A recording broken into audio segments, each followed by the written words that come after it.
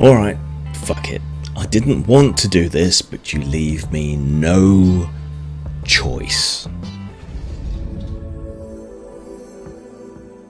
By the power of Grayskull. To be honest, I don't care that much about She-Ra or He-Man, for that matter. I mean, these were glorified toy adverts from the 80s. The animation was not great. She-Ra in particular was for girls, so I didn't watch it because clearly it had cooties. And the couple of times I was forced to watch it by circumstance, it struck me as though they'd made Thundercats 99% inhabited by snarfs. The characters were that annoying, but I recognise that other people love it and so on. But it's really irrelevant to the argument I'm going to be making here, because what I want to put into practice here is the idea of understanding where the other side is coming from and not misrepresenting them. Fabulous secrets were revealed to me the day I held aloft my sword and said, "For the honor of Grayskull!"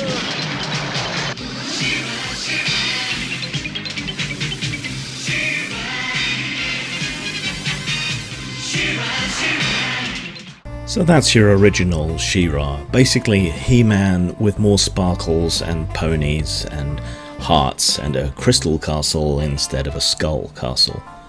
Much less cool, but designed to appeal to girls, and you can bet your bottom dollar that a great deal of money was spent on market testing and angling and trying to make sure that this appealed to their target audience at the time. I don't think that will have happened in the case of the new cartoon, however, because it seems to be more agenda driven. Now, that's not necessarily a bad thing, that depends whether you agree with the agenda or not.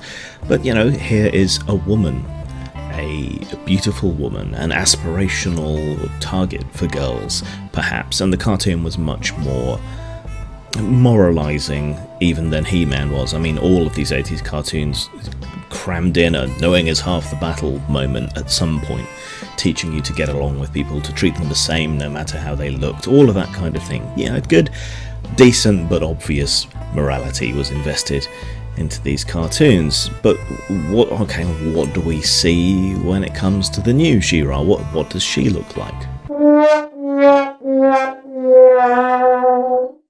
That ain't no woman. It's a man. The old cartoons don't hold up to people's memories and nostalgia about them, but there's also something to be said for the fact that change for change's sake is not good either. The arguments from tradition and arguments from novelty are both fallacious. And when you change something like this, you are changing something that a lot of people are very attached to, and you do have a duty of care to those old fans. Many of them now want to share the cartoons from their youth with their own children, and a new series, a new start, that's a good way to do that. But if they then watch it and they find that nothing of what they loved about the original remains, they're understandably hurt. And I think people need to take that on board when they do this, because there is this trend of taking on things that people have loved and shitting all over them massively. Like Star Wars, Ghostbusters, Thundercats Raw is appalling, and it doesn't even need to be cartoons that are that old. I mean, Powerpuff Girls has been shitted up. Teen Titans, the original Teen Titans cartoon, not that old, 2000s, you know, that was brilliant. But Teen Titans Go are to trash, you know, and it just keeps happening. And so people grow less tolerant as time goes on, because they come to expect the thing that they loved so much to be ruined. And when you've apparently redesigned it by committee on Tumblr, you know, people don't have a lot of trust left for you. Then, you know, the people who've designed the new one look like cartoon characters designed by committee on Tumblr as well. So people start to worry about this. What kind of messages is this cartoon going to send? Is it going to be the way that they remember the old one, with the good moral messages of treating people the same no matter what? Or is it going to start pushing a rather extreme political agenda? Yeah, these these worries and fears that they have, they aren't irrational, because this kind of stuff has happened over and over again.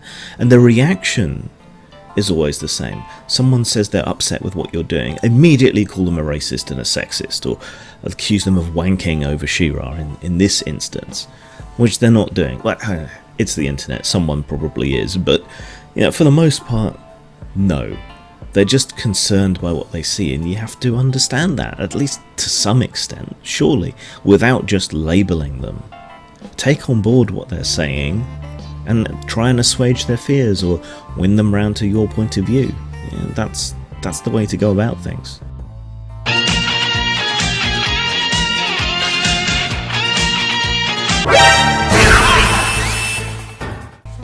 Equally, from the other side, these people aren't really setting out with the intention of shitting everything up. It just kinda happens as a result of the things they do believe and what they do want. They want a cartoon where the lead is not sexualized, and they happen to view any kind of feminine traits as meaning someone's sexualized, so they've gone with a more tomboyish, boyish figure. Yeah, to be fair, it's made a lot of fetishists very happy. They do love their traps, but still, it's not like they're trying to ruin it. They're trying to modernize it. They're trying to make it appeal to the modern demographics and all the rest of it. You just disagree on what makes it good, what was essential, whatever. You could have discussions and arguments about this. You could have a back and forth. But so long as the people who are trying to modernize characterize everyone that objects to them as racist and sexist and homophobic and perverts and whatever else, there's not going to be any productive discussion. And equally, though less so, on the other side, there are people who honestly seem to believe that updating a toy advert from the 1980s is somehow an assault on Western civilization and will soon all be gay Muslims or something. Not as many as make those accusations from that side as make the accusations of racism, sexism, misogyny, whatever else from the other side. But they do exist, and they are equally batshit loco. You're an idiot. I think what frustrates me the most about all of this is it's all so fucking unnecessary. Go away, make something new, fuck off and make your own shit. Why do you have to shit all over something older that people love? Why can't you make something new? I mean, when you do, it more often seems to succeed. I mean, Steven Universe has the same CalArt style design, it wears its agenda on its sleeve. It's new, it's a new IP, and yet somehow, despite being the darling of Tumblr, for good or ill, it's still watchable, it's still pretty okay as far as cartoons go, Why not continue in that vein to make new things rather than crapping all over people's childhoods? Why destroy when you can create? Why take away when you can add? It's so wholly unnecessary. Why not make a new cartoon about a tomboy princess in a magical, mystical realm? Why recreate the old thing? Some of it might be marketing. I mean, you must have known this kind of reaction would occur. But if there's one woman in all of fiction, in all the universes that may or may not ever exist in time, space, or our imaginations, if there's one woman that doesn't need to be white knighted for, it's the Princess of Power. Zang.